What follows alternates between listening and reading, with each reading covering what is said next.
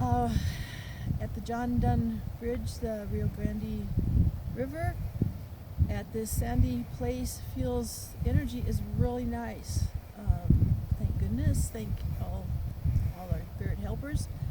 And I'm directed to create Metatron symbol in the sand here, which is a representation of the dolphin energy, lemurian energy, and Metatron's sacred geometry that is a blessing symbol for Mother Earth.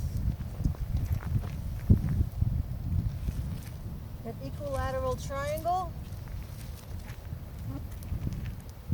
starting in the middle, counterclockwise, going up to the top, and then two waves which represent water and the dolphins. Interesting, I'm now being told to put a star here. That's a first. Well, that makes sense from today's reading. Yes.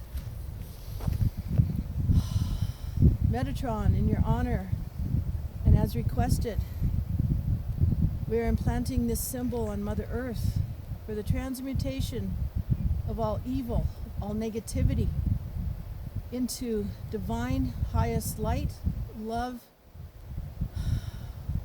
God, Goddess energy, with the blessings of the dolphins, the higher realms, which are the galactic realms, the beingness, the interdimensional light and energy.